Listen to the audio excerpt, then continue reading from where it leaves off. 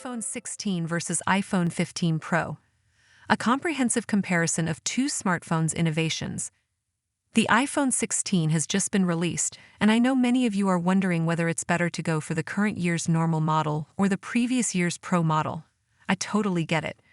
So I thought we'd compare the iPhone 16 and iPhone 15 Pro, and I'm excited to show you that the right choice may not be the one you thought. The design. I'll start with the external aspects, namely the design, and as you can see, there are already a few small differences. In terms of colors, it'll be a totally different story.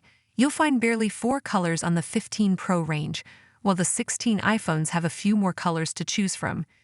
Just remember that tastes and colors are totally subjective, so it all depends on what you like. Of course, we'll put a shell on it, but we can also put transparent shells on it so you can still see your iPhone and its gorgeous finish. On the other hand, it's really interesting to note the different finishes. Both types of iPhones have a matte glass on the back, and on the edges you'll find aluminum for the iPhone 16 and Titan for the iPhone 15 Pro. Just a heads up, aluminum on iPhones is a little less resistant. Even the slightest fall will cause white marks to appear, as the fall will remove some of the paint from the aluminum, which is less resistant than Titan. And there's more. The non-professional models of the iPhone 16 feature some major innovations. You'll be able to add an action button that was only available on last year's Pro range. This will enable you to perform actions quickly, such as switching on the lamp. On the other hand, you'll find that the iPhone 16 has a dedicated capture button for photos and video, which the iPhone 15 Pro doesn't have. Photos and videos. When it comes to photos and videos, the iPhone 15 Pro has a little more to offer than the iPhone 16. But both are great. As soon as you turn the devices over, you'll see what I mean.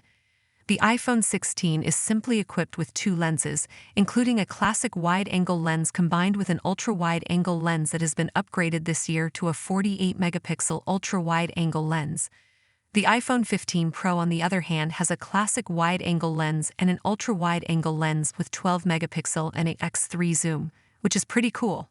Our tests showed that both iPhones take amazing photos, but the iPhone 15 Pro really shines when it comes to video. The most important thing to remember is that with the 15 Pro, you'll have a few more creative options, which we think you'll really love. As an example, you'll be able to use the x3 zoom. The 16s also have access to some lovely new photographic features that grant you the power to add a little extra flavor to your photos. Night portraits are another area where the 15 Pro models really shine. It has a LiDAR scanner that allows you to use augmented reality in a more precise way. The Pro model also has some other great features, like the Apple Pro format. The iPhone 16 has another cool feature. It can film in Dolby Vision, which isn't available on the 15 Pro. You can even shoot in 4K at 60 frames per second. On the other hand, the 15 Pro has some pretty cool features too. It records in ProRes up to 4K at 60 frames per second, and also has the log format and other Pro options. Moreover, the iPhone 16 has something special up its sleeve that the iPhone 15 Pro doesn't have. It gives you the power to reduce wind noise directly in the camera settings. So if you ever want to shoot a video outside and it's very windy, you'll be able to attenuate the wind noise to keep your video sounding good. Overall, when it comes to photography, it all depends on what you like. Some people prefer renderings that are closer to reality, while others prefer renderings with a little more color, like those obtained with the iPhone 15 Pro. Display. Here, there's not much difference between the two, as they're both 6.1 inches. The iPhone 16 has a little more of that cool, sleek edge than the iPhone 15 Pro. But there is one area where there's a big difference, and that's in the refresh rate. Indeed, the iPhone 16 has a lovely 60 Hz, while the iPhone 15 Pro reaches a hopping 120 Hz. As with the border, you'll definitely notice the difference when you place the two side by side. But if you've never had an iPhone with a 120 Hz refresh rate, you probably won't really notice the difference. It'll give you a little extra fluidity when you're playing games or scrolling on your iPhone, which we're sure you'll love. Otherwise, in terms of screen quality, you'll find it's exactly the same whether you're playing games, adjusting brightness, scrolling, or watching content. And there's more. Both screens have the dynamic island feature that first appeared on the iPhone 14. This is what replaces the notch and lets you put ongoing activities inside. You can use it for things like music, your timer, or a call. And of course, you'll find the Face ID sensor in this dynamic island. Performance. We've got some great news for you. You're going to find an A17 Pro processor in the iPhone 15 Pro and an A18 in the iPhone. So no matter which of these amazing iPhones you choose, you'll get something ultra smooth that you can run absolutely anything on without a care in the world. If you like numbers, the Geekbench places the iPhone 16 is just a little bit ahead of the iPhone 15 Pro. So how will this affect your everyday life? Well, if you're editing photos or exporting videos on your iPhone, for example, you'll be happy to know you'll save a few seconds on the iPhone 16 compared with the 15 Pro. The iPhone 16 also has Wi-Fi 7, while the 15 Pro has Wi-Fi 6E, but otherwise is all good for everything else, hence, the games, multitasking, etc. Battery. I know that this is one of the most important factors for many of you when you're shopping for a new smartphone.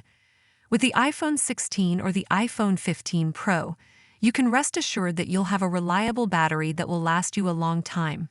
The 15 Pro has been a game changer since the switch to iOS 18.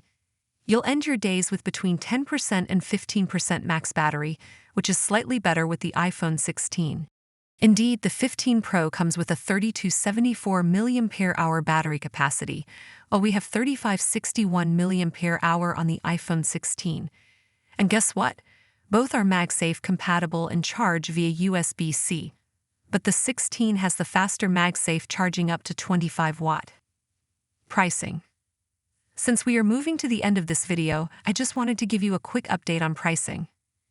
The 256GB version of the iPhone 16 is currently available for $899, and if you're looking for something even more impressive, the iPhone 15 Pro is currently available on Amazon for around $809. I'll be sure to include all the links in the description, so be sure to check back regularly as prices can change quite easily. Final verdict. And so we come to the end of our journey together, and the big question is, which iPhone should you choose? Ultimately, it all comes down to what you want. If you're looking for an iPhone that's a little better finished and sturdier, that takes great photos, offers a little more video capability with a zoom, and you want a 120Hz refresh rate, the iPhone 15 Pro could be the perfect fit for you. But if you've got an iPhone 12 and you're thinking, I don't need a zoom, I don't care about 120Hz, then you could very well opt for an iPhone 16. So, to be honest, it can be a great choice to go for an iPhone 16. And don't forget to think about how long you're going to use your iPhone. Even if these two iPhones last a very long time, you can be sure that you'll use them to the fullest over the next 2 to 3 years. On the other hand, if you really want your iPhone to last as long as possible, you might want to go for an iPhone 16. It's chip and newer, so it'll benefit from updates for much longer than the iPhone 15 Pro. So once again, it's not going to be a big deal. It may come down to 1 or 2 years, but these are things to think about when buying an iPhone. And don't hesitate to tell me which of the two you choose in the comments. I'd love to hear from you.